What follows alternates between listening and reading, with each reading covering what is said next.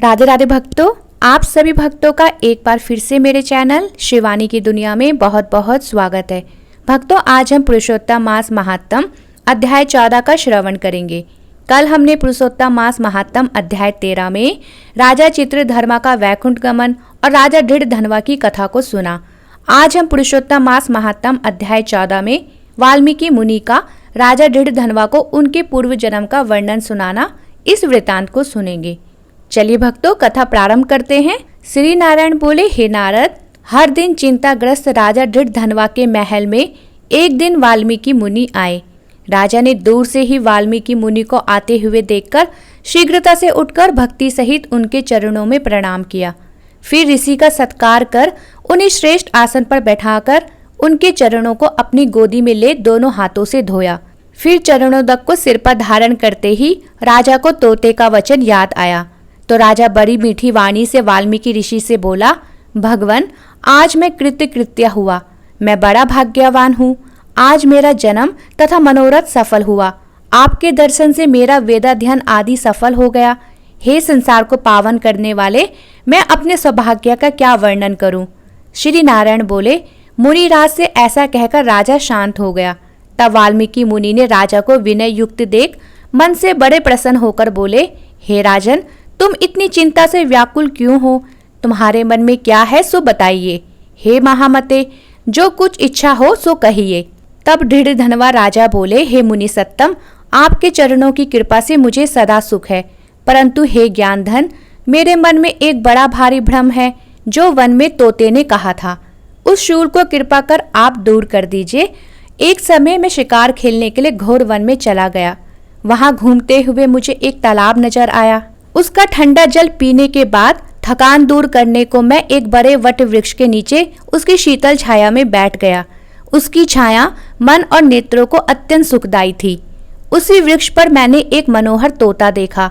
जब तक मैं वहां रहा तब तक वह तोता मेरे आगे एक ही श्लोक पढ़ता रहा कि राजा, तू पृथ्वी पर अत्यंत सुख को देख तत्व की चिंता नहीं करता है, तेरा उद्धार कैसे होगा? उसकी इस वाणी को सुनकर मैं अत्यंत विस्मित हो गया।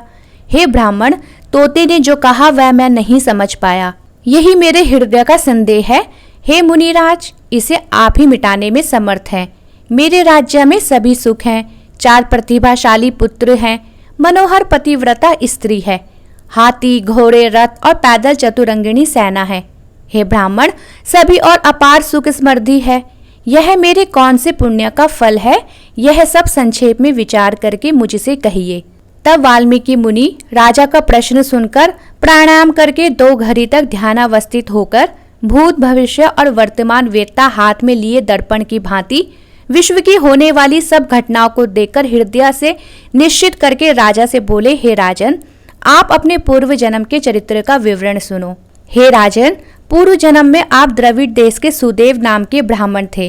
ताम्रपर्णी नदी के किनारे रहते थे। आप बहुत धर्मात्मा, सत्यवादी, संतोषी, वेदाध्ययन करने वाले हरिभक्त थे। अग्निहोत्र आदि यज्ञों द्वारा आपने श्री हरि को प्रसन्न किया था। आपकी सर्वांग सुंदर, उत्तम गुण वाली गौतम ऋषि की पुत्री गौतमी नाम की सर्वश्रेष्ठ स्त्री थी। जैसे पार्वती जी शंकर जी की सेवा करती है, वैसे ही वह गौतमी भी अपने पति की प्रेम से सेवा किया करती थी। वाल्मीकि ऋषि बोले, हे राजन, अब आप आपके पूर्व जन्म की कथा आगे सुनो। गृहस्थ धर्म निभाते हुए आप और गौतमी को बहुत समय व्यतीत हो गया, किंतु आपको संतान सुख प्राप्त नहीं हुआ। एक दिन सुदेव आसन पर बैठा हुआ अपनी स्त्री से सेवा कराता हुआ दुखित वाणी से बोला, हे सुंदरी, संसार में पुत्र से अधिक बढ़कर कोई सुख नहीं है। तप और दान से उत्पन्न पुण्य परलोक में सुख देता है, किंतु शुद्ध कुल में उत्पन्न हुई संतान इस लोक में और परलोक दोनों में सुख देती है। ऐसी श्रेष्ठ संतान मुझे प्राप्त ना होने से मेरा जीवन निष्फल है, क्योंकि मैंने पुत्र का ना तो लालन पालन किया, ना वेदार्थ पढ़ाया, ना विवाह संस्कार आदि के, अतः मेरा जन्म व्यर्थ ही गया। ऐसे जीवन से तो मेरी मृत्यु हो जाए तो अच्छा है। अपने पति के ऐसे वचन सुन वह सुंदरी मन में बहुत दुखी हुई। प्रिय भाषिणी धीरज धरकर पति को समझाते हुए कहने लगी, हे प्राणेश्वर, आप ऐसी तुच्छ बात मत कहिए। आप जैसे वैष्णव भागवतचारी मोह रूपी जाल में नहीं पड़ते। हे द्विज, आप सत्य कर्म में लीन हो और आप जानते हो कि सत्यव्रती ही स्वर्ग को जाता है, तो फिर बाकी सुखों की चिंता क्यों? हे सुव्रत, आप जैसे ज्ञानी पुरुष पुत्र सुख की इच्छा नहीं करते। हे ब्राह्मण, पहले राजा चित्रकेतु जब पुत्र शोक में दुखित हुआ तब नारद और अंगिरा मुनि ने आकर उन्हें पुत्र शोक से मुक्त किया था। जिस प्रकार अंग राजा अपने दुष्ट पुत्र बेन के कारण रात्रि में वन को चले गया, वैसे ही हे स्वामी कभी कभी संतान भी दुखदायी हो सकती है। यदि आपको सुपुत्र की इच्छा है तो आप सब इच्छाओं को पूरा करने वाले श्री हरि जगन्नाथ की आराधना करो।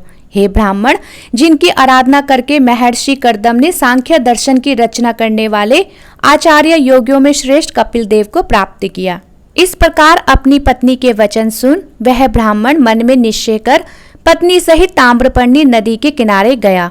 वहां जाकर पुण्य तीर्थ में स्नान कर महान तप करने लगा। 5-5 दिन में सूखे पत्तों का आहार कर जल पीता था। ऐसा तप करते हुए उस तपोनिधि को 4000 वर्ष बीत गए। उसके इस तप से तीनों लोग कांप उठे। तब भक्त वत्सल भगवान श्री हरि उस सुदेव ब्राह्मण के अत्यंत उग्र तपस्या को देखकर जल्दी से गरुड़ पर सवार होकर प्रकट हुए। श्री नारायण बोले, नवीन मेघ के तुल्य वर्ण वाले विश्व रक्षक, जगत के पालन करता, 4 भुजा वाले अति प्रसन्न मुरारी के दर्शन करके बड़े हर्ष से सुदेव ब्राह्मण ने भगवान मुकुंद को साष्टांग प्रणाम किया। इति श्री पुरुषोत्तम मास कथा 14वां अध्याय समाप्त। बोलो भगवान श्री हरि की जय। भक्तों, अगर आपने अभी तक मेरा चैनल सब्सक्राइब नहीं किया है तो मेरा ये चैनल लाइक, शेयर और सब्सक्राइब करना ना भूलें।